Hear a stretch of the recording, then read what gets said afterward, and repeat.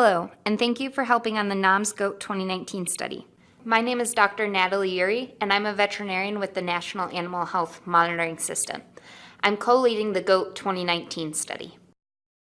This recording will review fecal collection by rectal retrieval for enteric pathogen collection for the biologic portion of the study.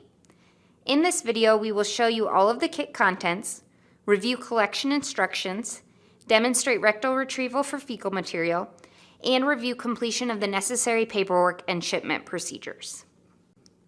The fecal samples collected as part of the enteric pathogen kit will undergo testing for Salmonella, E. coli, Campylobacter, Enterococcus, and Cryptosporidium and Giardia.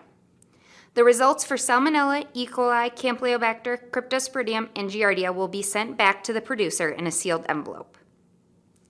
Just as a reminder, our number one priority here at NOMS is to ensure you and the goats are safe. If you or the producer are not comfortable collecting from a specific goat, then do not collect the samples.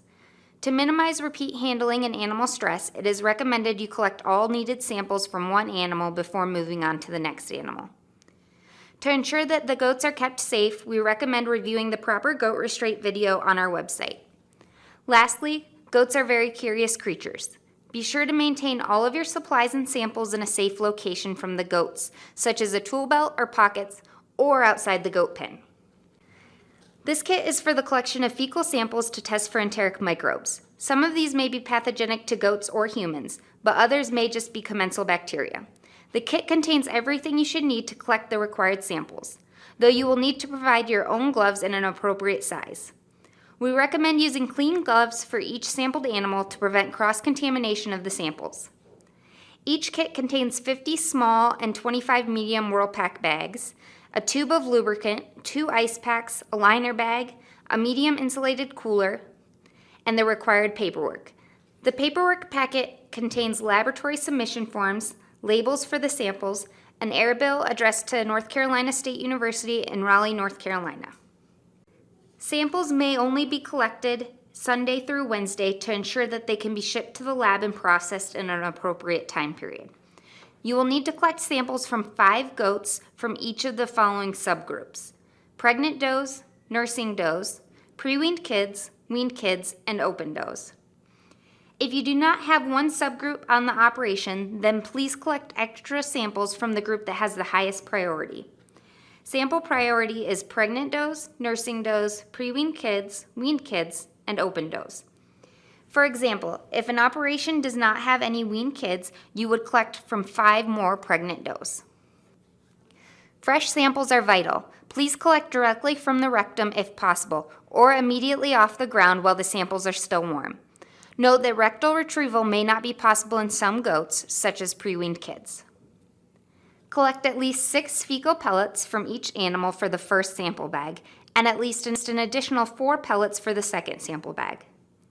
Place the first 6 pellets into a small Whirl-Pak bag and place any remaining pellets, but at least 4, in a second Whirl-Pak bag.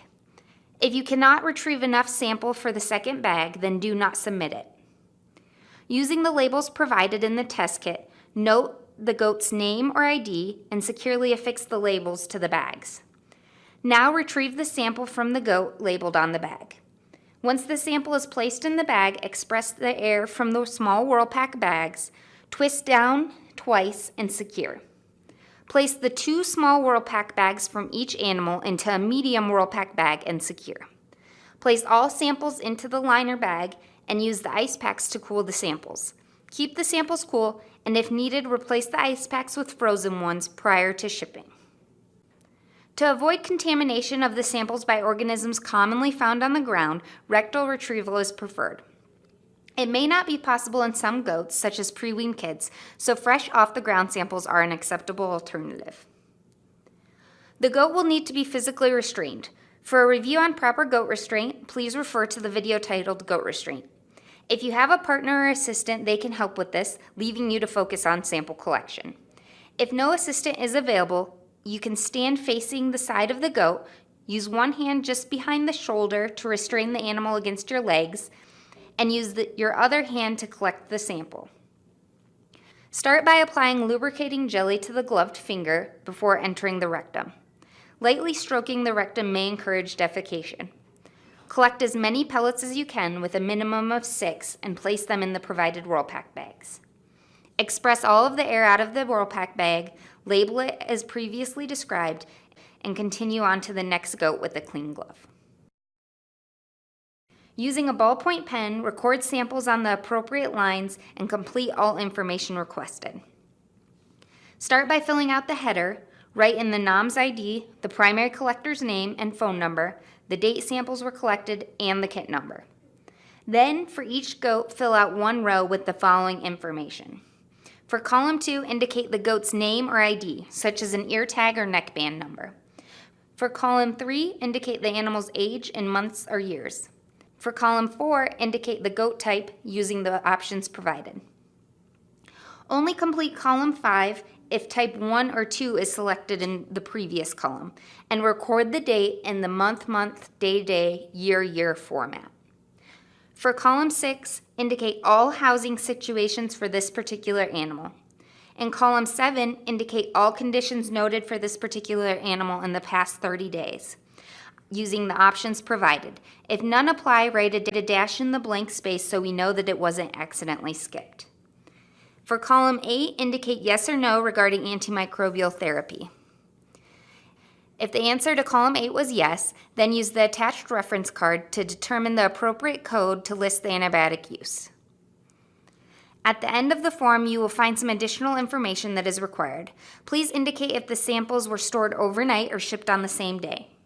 Use the spaces provided to record the different types of personnel involved in the sample collection and indicate the total sample time in hours. Once completed, you will send one copy to the lab and leave one copy with the producer. Shipping must occur Monday to Wednesday, though as mentioned earlier, the samples can be collected Sunday to Wednesday. Please keep the samples cool and ship them within 24 hours of collection. Samples collected on a Wednesday must be shipped the same day. Do not collect or ship samples Thursday through Saturday, as they will not be received and processed appropriately by the lab. Please do not ship any of the unused supplies. Place all previously bagged and labeled samples in the liner bag and tie it shut. Place an ice pack in the bottom of the insulated cooler box. Add the samples in the liner bag.